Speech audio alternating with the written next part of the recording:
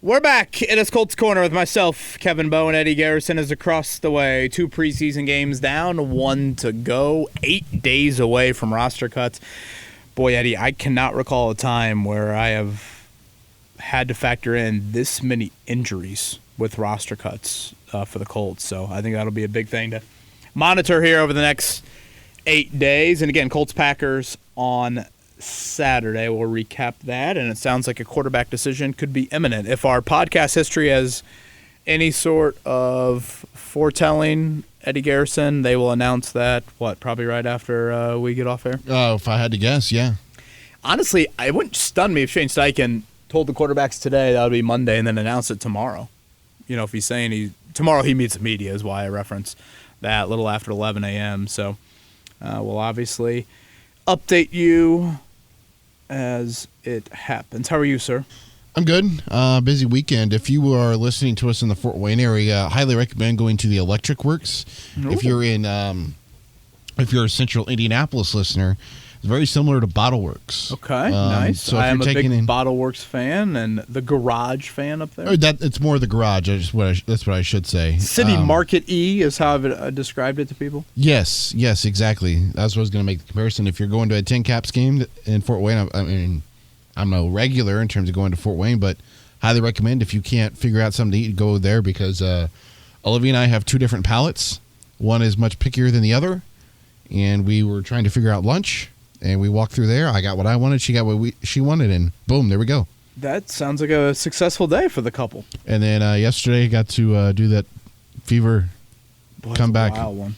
Largest comeback in franchise history, KB. Yeah, that's one of the wilder ones. What'd you do this weekend? There. What did I do? We did a little lemonade stand. We went on a walk for one of my wife's friend's daughters. What do we do? Sausage Fest, a local street festival in our neighborhood. So that was enjoyable. It was hot, certainly, but good time with the family. And now, what do we have? Birthday party. My nephew turned 5. Shout out to the great Ben Lubbers. And here we are. Well, we need to get into the podcast, but you left a dramatic part about your weekend out of there, from my understanding. Oh, what am I missing? What was this I heard on the morning show with you, sunglasses, and a porta potty? Yes, I did. I reached into the porta potty to save the sunglasses. Fight or flight. What is wrong with you? Max Bowen having some trouble getting the old Paw Patrol underwear down to the ankles. So as I was trying to help him do that and attempt the potty, next thing you know, the glasses were in there. It was fight or flight. They weren't submerged. They were sitting there, and I said, you know what? I think I'm going to grab them. So I grabbed them. Did you tell Maddie about this? I don't know if I have. Should I? I'm not shaking your hand, so... Well, it was left-handed. I don't care. If you want to get technical on that, so... Wait. Left hand that you had the wedding ring on? Correct, yes. Yeah. But again, that wasn't submerged. I don't think I got that deep into the old porta potty. Yeah, Have you never stuck your hand in the porta potty? No. You never dropped anything in there? No. Am I the only one? No. Yeah, I don't know. No. I would never. Are you saying that not one of my finer moments? The only way I could hear you out is if you had expensive prescription sunglasses. That's the only way I would hear you out. That's almost like Jerry Jones trying to shake Jake Query's hand after taking a deuce and not washing it. Someone tried to make the analogy, it's like the Colts having to reach into the old toilet to decide their quarterback battle. I don't know if that's necessarily apples to apples, but nonetheless, we'll transition to that. Colts-Packers on Saturday. Daniel Jones gets the start. I thought the miss of Tyler Warren was a big miss early on. Those are throws he's got to make, but I thought that drop snap too, right? Yeah, and they've had so many snap issues with multiple centers and multiple quarterbacks and all of that. Yeah, in general, I just thought a really poor opening drive for him. I thought he bounced back nicely. I thought that second drive had more of the types of throws you would want to see. I know his yards per attempt number can get a little skewy, but that is a really nice yards per attempt number. It helps in Mo Alley Cox. What was it? Catch and run. I think it was north of 10, which is huge for Daniel Jones. So, I thought, again, ending with the scoring drive, obviously I'd like to see him finish it off, but, that was definitely a much, much more positive step than what he showed on that first drive. For Richardson, I thought that's the exact type of touchdown drive you wanted to see from him. 5 of 6. You can make the argument the incompletion wasn't even his fault. Just methodical, on-target, decisive throws. Everything you want in his growth area, I think, kind of happened right there on that touchdown drive. To Shane Steichen, the situational change, I think, was kind of a big point for him in that second drive. You'd like to see the offense. He missed Giddens on that first throw. You'd like to see Richardson hit that, and then they got behind the chains. Gosh, man, how many freaking penalties in that game? Was that the most penalty game in preseason football history? I'm not sure. I was in Fort Wayne, so I wasn't able to really take in the game. Gosh, I think there was 23 combined penalties in that game. Just absolutely brutal. And so, yeah, I thought, again, I thought it was one of Richardson's just better drives, period.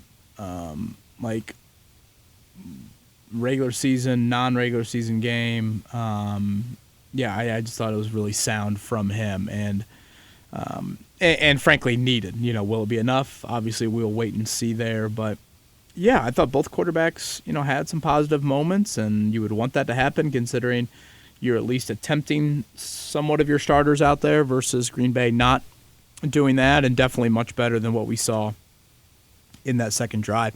It is kind of crazy. Like, if you'd have told me at the start of camp, Eddie, Anthony Richardson's not going to miss a single 11-on-11 rep. He is going to lead the only touchdown drive between the two quarterbacks. And yet, if you told me if you literally was like, hey, Kevin, who's Shane Steichen got a name as a starter right now, I'd say 51% Daniel Jones. It seems like it's shifted in the last week or two because... Well, I think the Baltimore game was a sore eye. Yeah, that's a fair point. Joel Erickson was on our show, Querying Company, on Friday, and Jake said, hey, this quarterback competition seems pretty much it's going to be Anthony Richardson. He goes, I wouldn't do that just yet because I'm not going to be shocked if they, label Daniel Jones as the week 1 starter because there's probably things behind the scenes that we don't get to see that's not on the field that would lead to Jones being the starter, whether that's, blitz pickup, whether that's understanding protections at the line, calling out plays and audibling at the line, and those sorts of things. Meeting room stuff. Obviously, Shane Steichen's not in there. And then I saw Stephen Holder kind of share the same thing on Twitter yesterday as well. Yeah, I think I hope I've mentioned on the podcast, but definitely on our morning show for the last several months now, Shane Steichen likes Daniel Jones a lot more than I think fans realize. And you just laid out a lot of the reasons why. I think the simple element of who do you trust more at quarterback sits better with Shane Steichen of having Daniel Jones than Anthony Richardson. I go back to that Baltimore play. I mean, that's kind of one of those plays. Now, we saw it play out, pretty black and white, but that is one of those, hey, 10 guys are on the same page and one's not. That is obviously an issue. It was kind of funny, Eddie, post-game, I thought not only Shane, but I actually thought Daniel Jones had some comments that really stood out to me.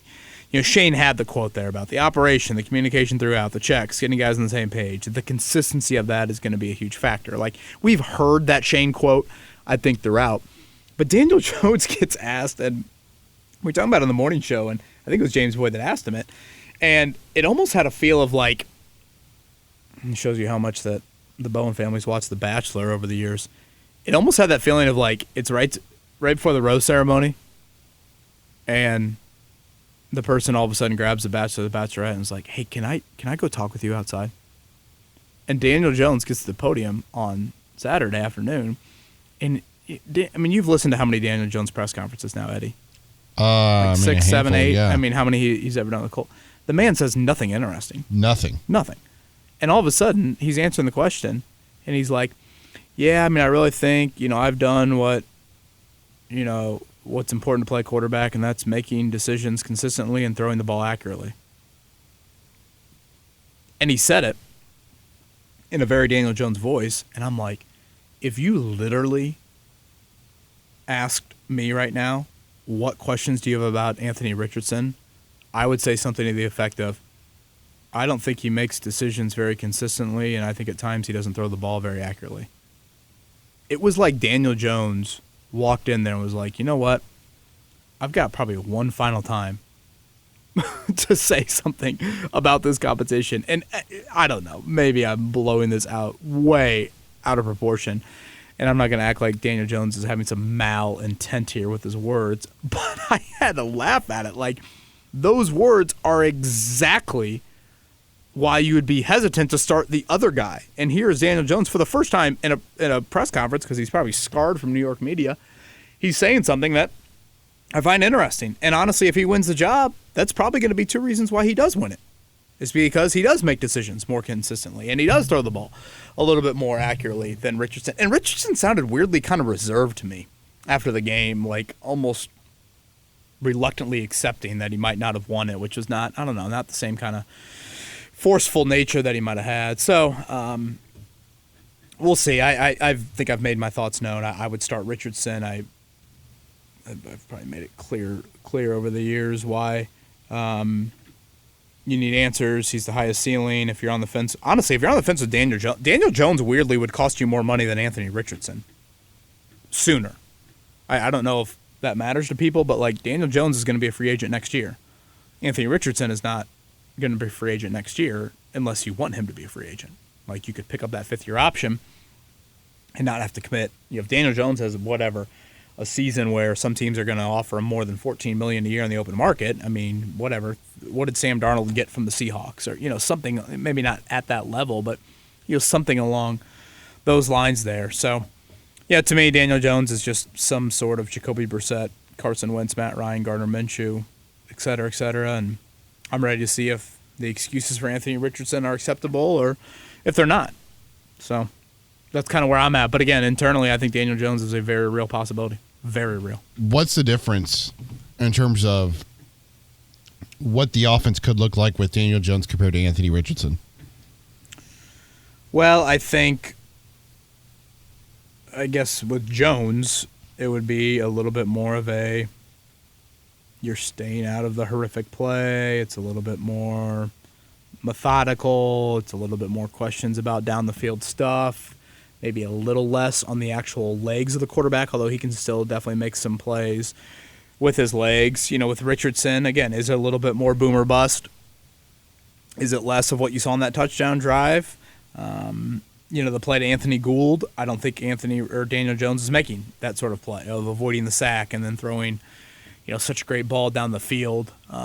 Richardson certainly has that ability. And, I think what you're thinking with Daniel Jones is we have enough around him. Whereas with Anthony Richardson, it's a little bit more of hey, maybe he could help us lift that ship. And I think it's very difficult organizationally, too, of okay, what is the ideal direction right now?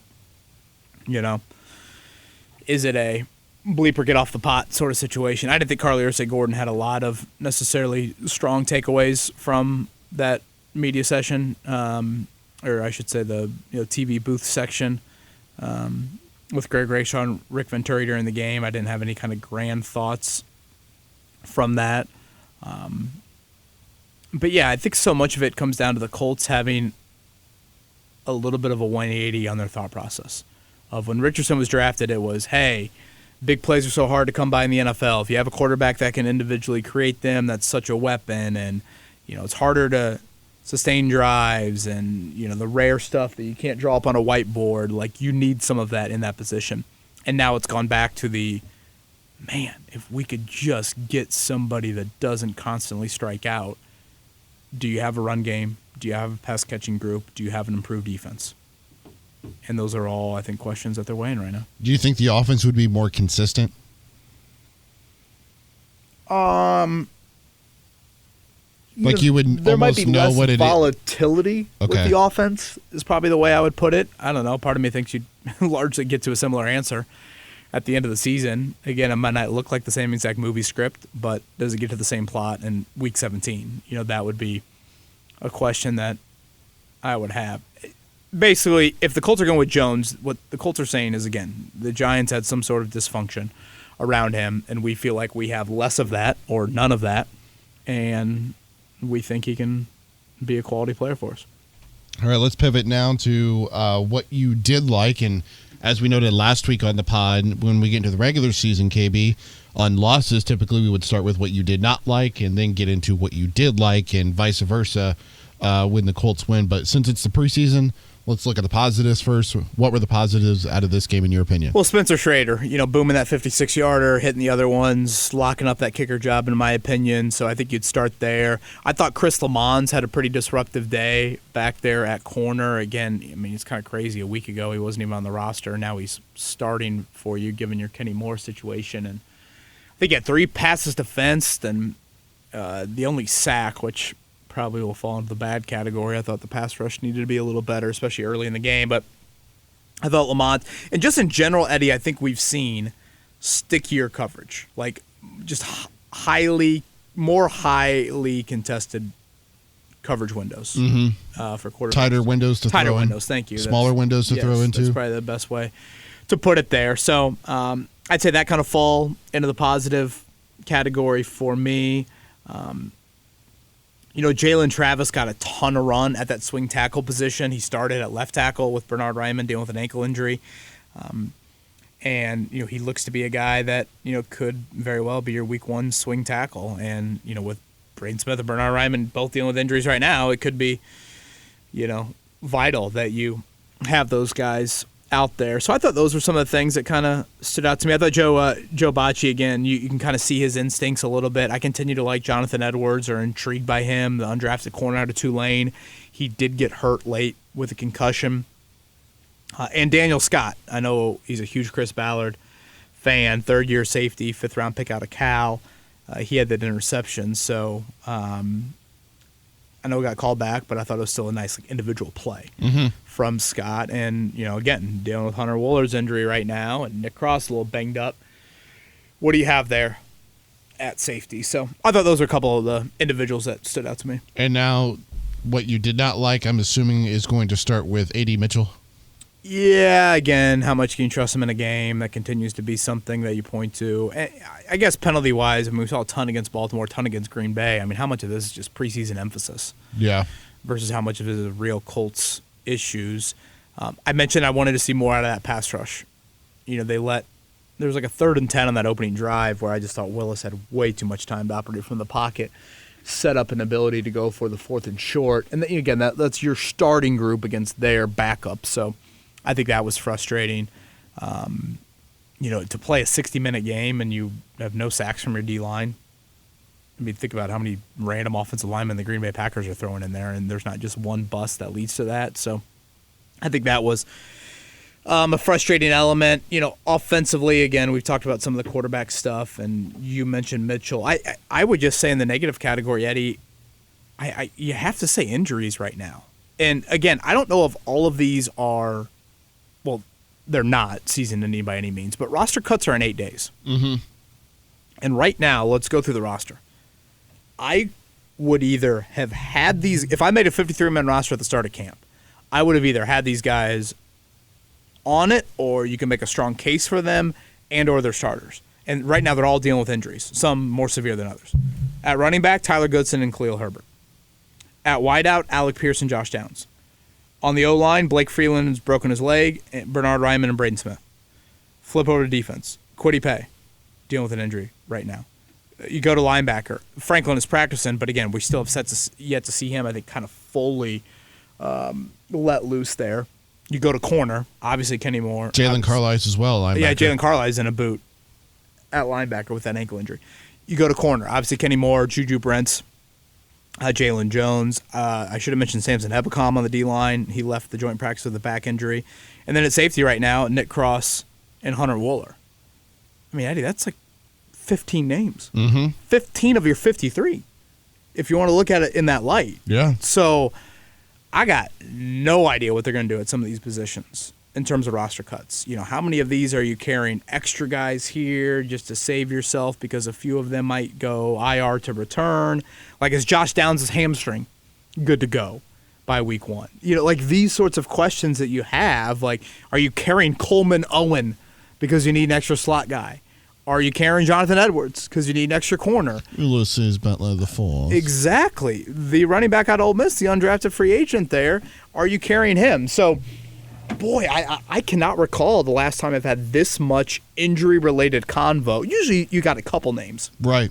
That you're debating their health situations. Downs last year when he suffered the injury in camp. The high ankle, The last high ankle. year. And you kept him on the 53. I think he missed the first 2 games. So now you've just got a lot more. So, man, roster gymnastics are going to be something here in the next 8 days. And the Colts still have one more preseason game to go, and they've got 3 practices this week. And so, again, it'll be a regular season mode. I think the media is allowed to watch full practices this week. No more camp in terms of Grand Park or fans there, but I think we are allowed to watch the full ones. So, yeah, that probably covers everything, outside of the penalty situation, good and bad.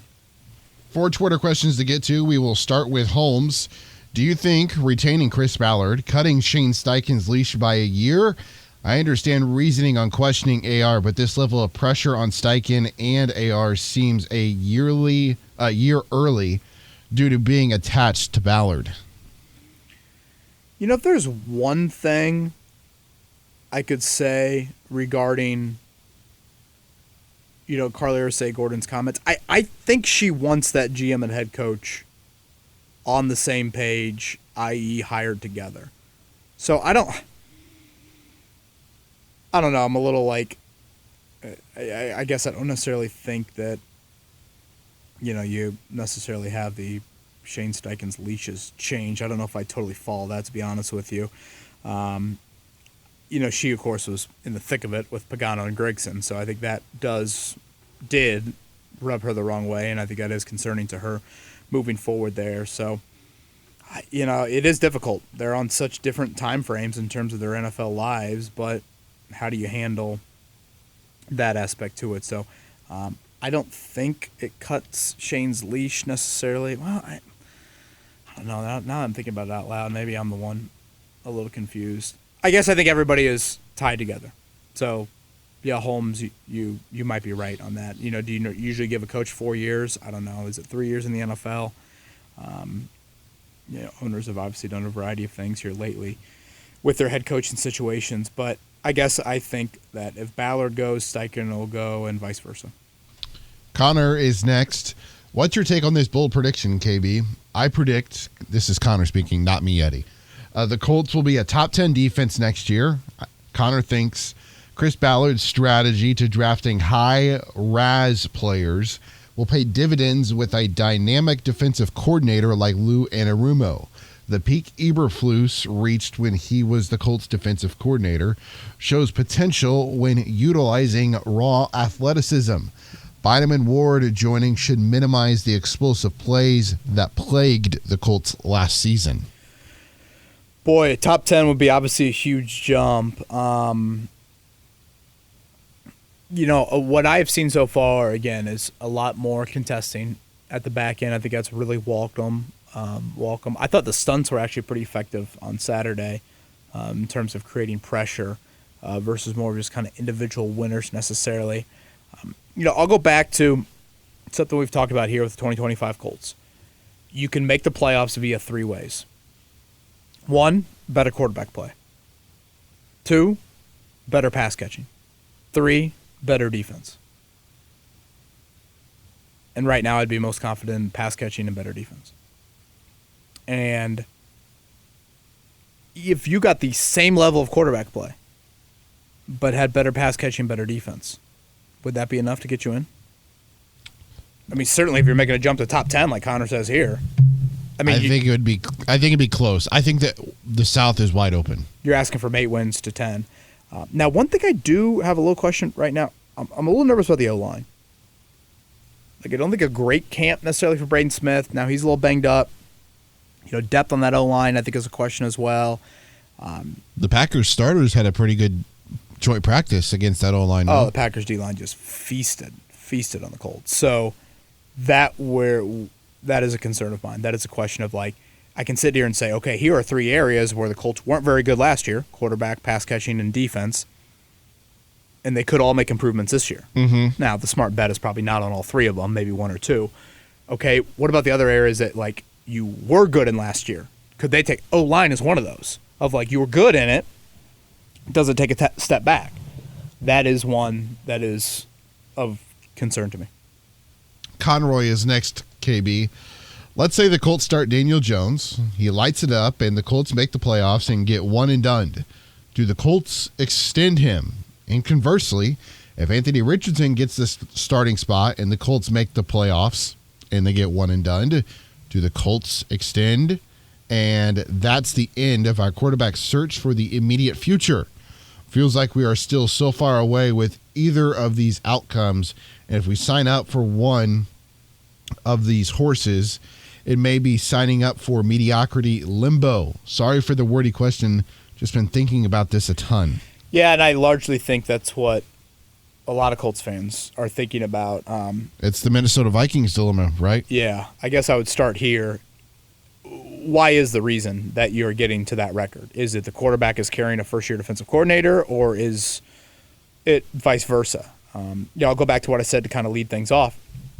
Richardson, it's just the fifth-year option. You'd financially be committing to. Oh, wow. Breaking news. Signed Xavier and Howard. Xavier and Howard. Wow, look at that. I know there's some interest in Miami potentially as they've been dealing with a lot of injuries. So what do the Colts need right now? Outside corner, third corner?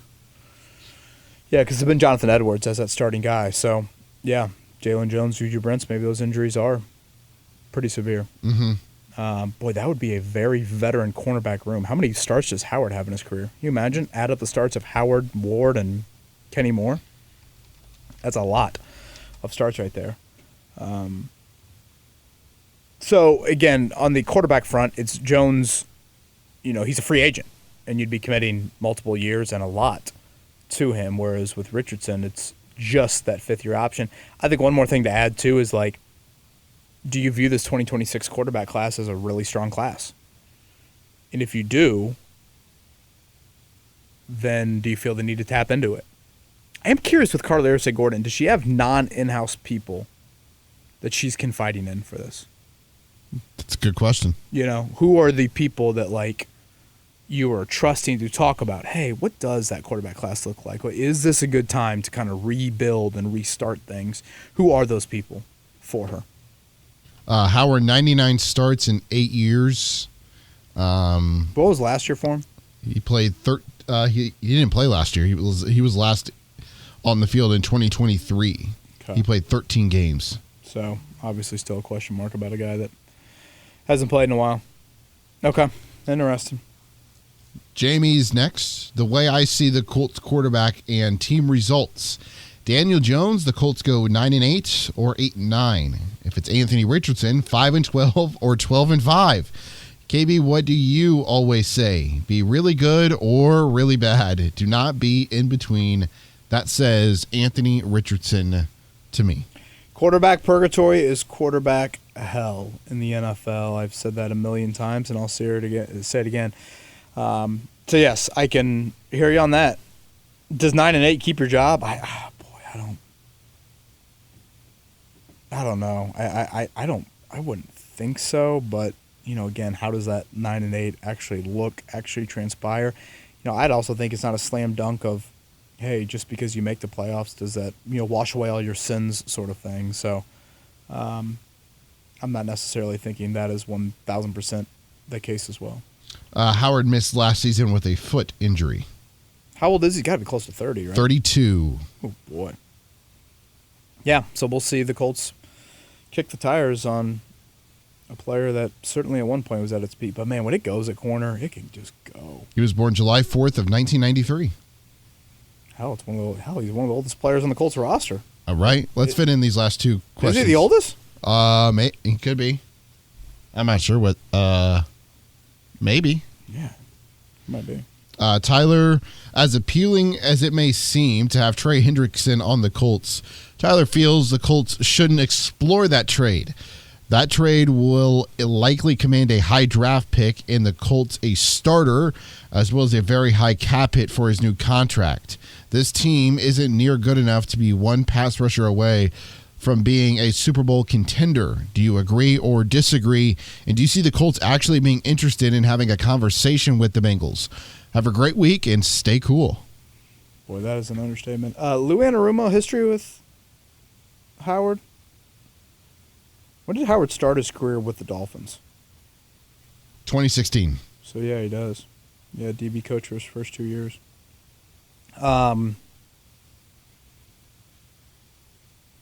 29 career interceptions. There you go.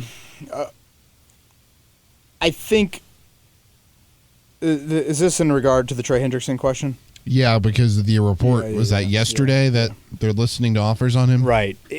This goes back to me to Terry McLaurin and Micah Parsons. I just think you're frozen as a franchise right now. I just don't think you can entertain these sorts of questions here. So until you get out of that and you find the future at quarterback and the franchise, it's like, I've always heard that Green Bay wanted Jonathan Taylor, the Colts wanted a first-round pick, but Green Bay felt like they couldn't give up a first-round pick because they had to be in position in case Jordan Love didn't work out. Now, obviously, Jordan Love has worked out, but that was prior to the 2023 season when Love had yet to really play. So that's kind of how I view where the Colts are right now. You just aren't in that sort of position. And then the final question on today's podcast was from Justin. The Colts have never been great in screen game, but occasionally there are some great plays. But I feel damn near every one of them involves the Colts having an illegal man downfield. I understand timing is key there, but I don't know how Shane Steichen can continue calling those types of plays when they dig us in a hole more times than not. Sorry for the rant. What are your thoughts? Boy, penalties just galore. And there were a ton of penalties Thursday at the joint practice. So, Shane Steichen teams have largely been disciplined, largely been a good, non-often penalized team. So, again, I try to always factor in some past precedent when thinking about these things, Eddie. So, it's not as alarming, but one thing about this year's Colts, you're not potent enough to overcome this stuff. This gets back to the O-line thing with me. Mm-hmm. You're not the greatest show on turf. You can't live behind the chains. We saw it on Sunday or Saturday. When Anthony Richardson's drives got behind the chains, what happened? It didn't go well. No. When Daniel Jones gets behind the chains and it's a 3rd and long, and boom, he misses Warren. That's not going to go well. So, obviously, every offense is trying to avoid that, but I don't think the Colts are dynamic enough to overcome that. Okay. That rounds out Twitter questions, KB. Do we have to come back right away after they announce the quarterback? I feel like we should. Okay.